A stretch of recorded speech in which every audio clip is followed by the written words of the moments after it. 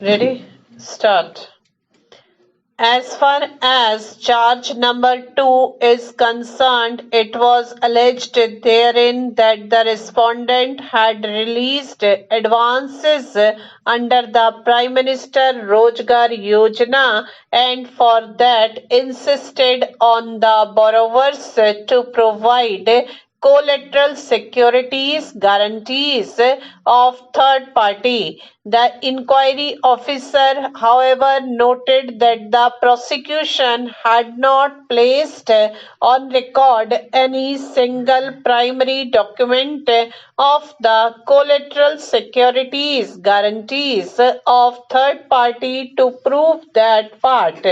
He therefore held that charge number 2 was not proved.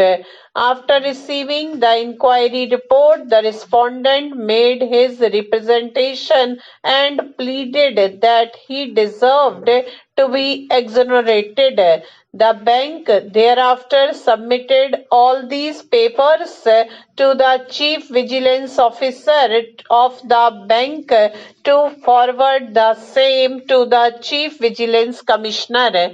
The respondent at that stage wrote to the appellant bank seeking this correspondence with the CVC. In that he stated as, now after giving representation on the findings of inquiry officer, the stage has come where second stage advice has to be remitted to the CVC through Chief Vigilance Officer of Oriental Bank of Commerce, and I also understand that the case has been remitted or the same is in the process of remitting to the Chief Vigilance Officer along with recommendations of action proposed for onward submission to the Chief Vigilance Commissioner.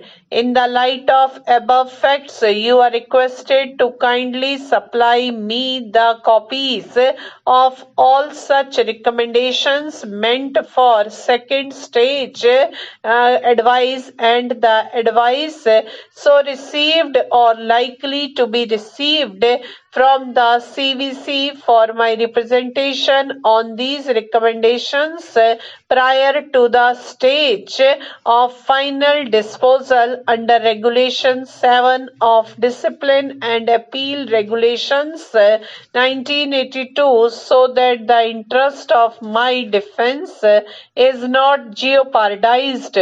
The appellant declined that request of furnishing the correspondence of papers exchanged with the CVC.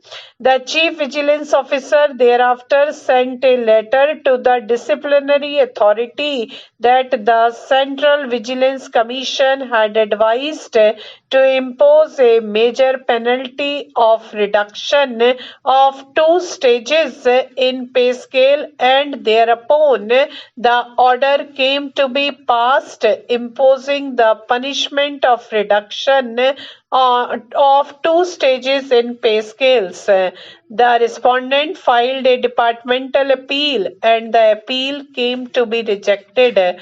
The review thereof was also rejected by the boards of directors. The appellate order passed by the General Manager Personnel, who was the disciplinary authority at the end of it, stated as, in this connection it is submitted that awarding of punishment with cumulative effect falls within Regulation 4F, and the disciplinary authority has independently applied its mind while awarding the punishment. It is further submitted that the advice of the CVC is not binding on the disciplinary authority, since the CVC is rendering the advice to the disciplinary authority. The correspondence exchanged is not required to be provided to the charge-sheeted employee.